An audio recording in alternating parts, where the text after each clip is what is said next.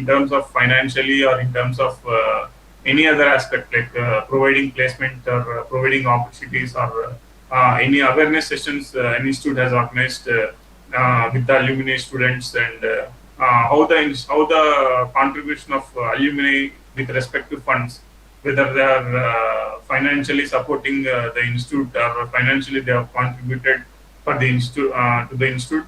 So all these things will be covered in this particular criteria number 5. Criteria number 6. This 6 and 7 is entirely depend. Entirely, it is the institutional level strategies, creation, implementation, and deployment. I can say. So institutional vision, mission, department vision, mission, and what are the strategies, whether they are related to the faculty empowerment strategies, financial strategies, financial management and resource mobilization, and IQAC, internal quality assurance cell. So this is one of the important thing which plays a key role in any accreditation process or in any the involvement and the active participation or of the IQAC in the strategy in the development of institute, how it is going, how the IQAC is going to contribute for the strategic growth of the institute. So entire things will be covered. All these things will be covered in this criteria number 6. So institutional vision and mission and leadership. This is the first aspect in which whether the stakeholders are involved in the design or in framing the institute's vision, mission, department vision, mission, and how teachers are actively participating in various aspects or various administrative activities of the department or institute, and how the powers are being decentralized and financially and decision-making parameters. So all these things, how the decentralization is going to be maintained in overall institute, it will also be stressed upon. And strategic development and deployment, it covers the functions, policies of the related to the administrative setup, recruitment, service rules, whether the institute is having any e-governance facility, and any plan of the institute, like I can say what is the long-term plan and short-term plan, like 5-year strategic plan, whether they have any plan which has already been designed, and how we are going, how as a leader or as a faculty or as a stakeholder of the institute, how you want to see our institute after 5 years. So a plan should be there, right? So a strategic plan need to be designed, and what are the active steps taken in order to achieve the goals in that plan. Whether it may be a short-term plan or whether it may be a long-term plan. 2 types will be there: the short-term and long-term. So the short-term plan, active participation and implementation and evaluation need to be done, so that we'll reach the long-term plan. So all these things will be stressed upon. And faculty empowerment strategies, this particular aspects will cover what are the welfare schemes provided for the teaching, non-teaching staff, any financial support provided for the faculty to attend any workshops, FBPs, STTPs, and what's the annual performance appraisal system, which is being how we are means in a way how we are going to encourage your faculty, and for their individual growth as well as institutional growth as well as financial growth. All these things will be covered in this particular faculty empowerment strategies. And financial management and resource mobilization. So this is entirely related to the finance department of the institute. Internal and external audit, this definitely everyone will conduct for the particular financial year. So what whether it is being done properly or not, and any grants received from the external agencies, and how you are going to mobilize the funds, whether you have any approval or proposals, or a plan should be there, for the allocation of funds. So this will be seen in this particular financial management and resource mobilization. And next, IQAC. So this is one of the most important entity or committee which is responsible for entire NAC accreditation process. Everything should be routed through IQAC only. Everything should be all this assessment and evaluation, all the documentation, everything should be analyzed by this internal quality assurance cell.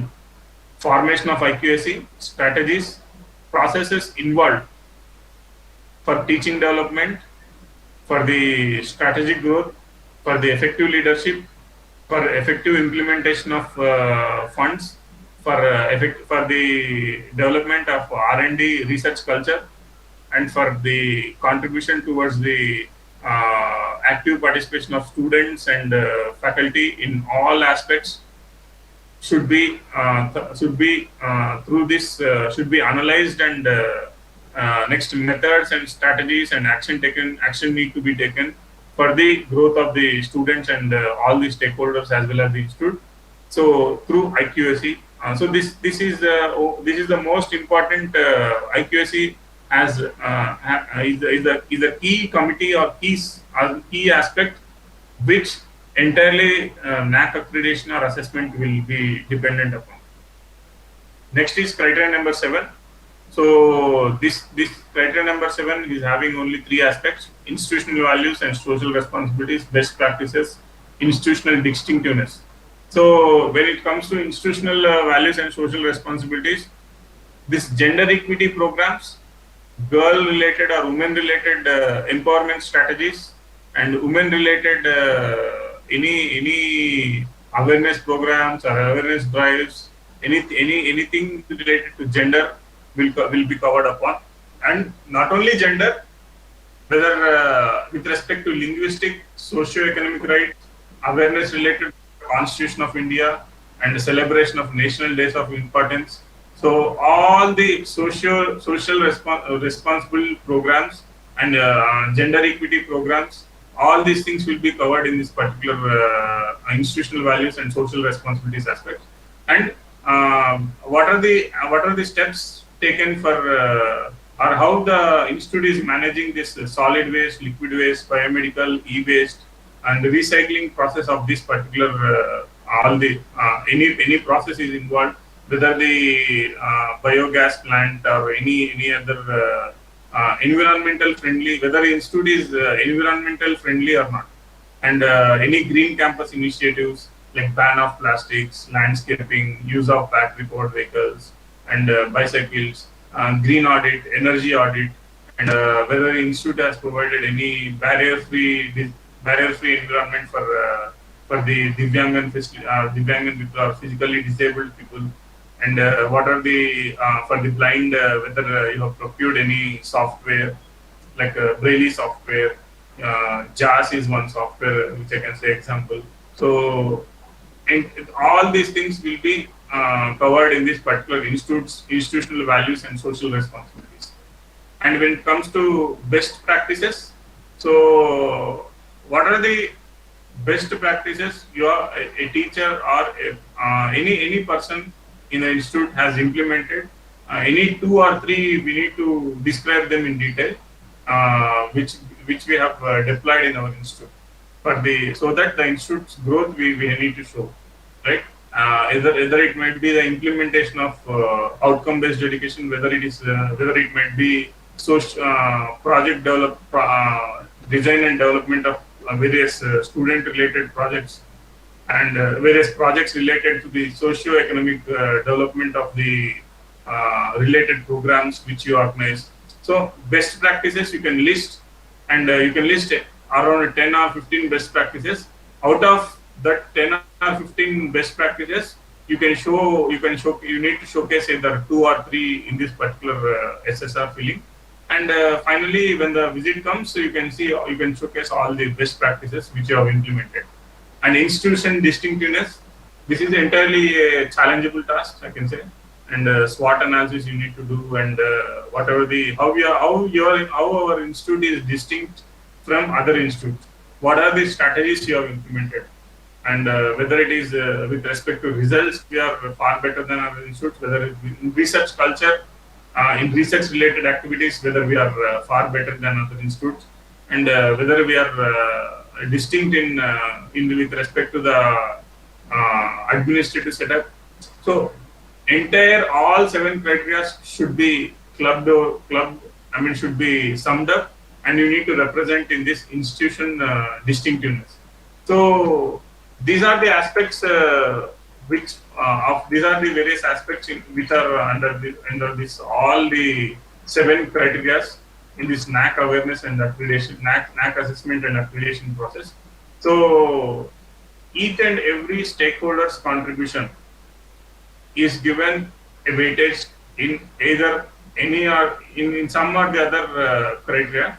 So every program which you conduct, it should be documented, and every aspect need to be documented. Each and everything need to be documented and should be represented in a proper way, so that in some or the other point these things will help. Like these inputs and the representation of all these things will be done I mean, will be covered in some or the other criteria aspects. So I'll show the sample one SSR. And first, IAQA is the initial step. I mean, creation of login is just simple thing, and IAQA submission. So I'll show a sample of IAQA document, how it looks.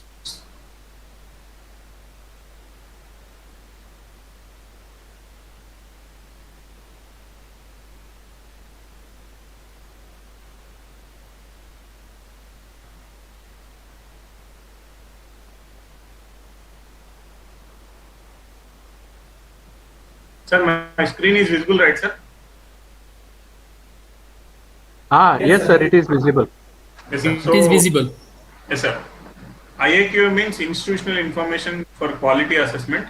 So this is the initial basic application which we will fill it online. So I'll show online. I'll open the online also.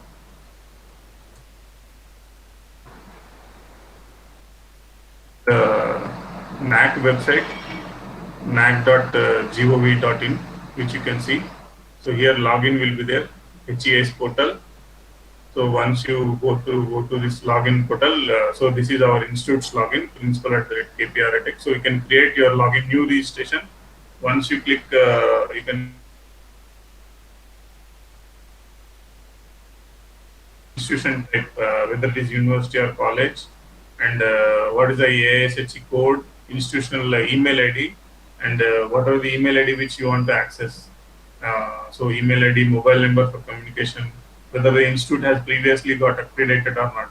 So if it is then no is no, and you need to proceed for this.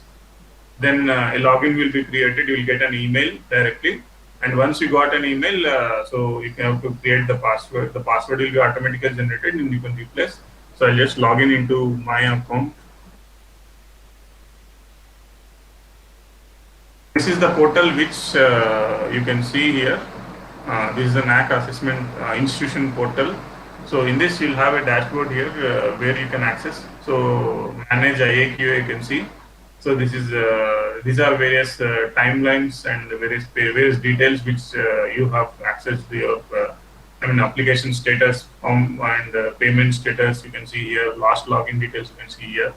So prepare IAQA. Actually, it won't come now because as we have already submitted the IAQA, it won't come. So preparation of IAQA. So this is the document which you will see, which are this is the document of IAQA. So it asks for application whether you are going to for the first time or second time, or whether it is first time means first time you can see. So for in first time, first time once the institute got accredited, after within the time you can go for again reassessment. So that will come one, and the details of reading of previous accreditation details they'll ask. This is our institute name, establishment, and head of the institution details.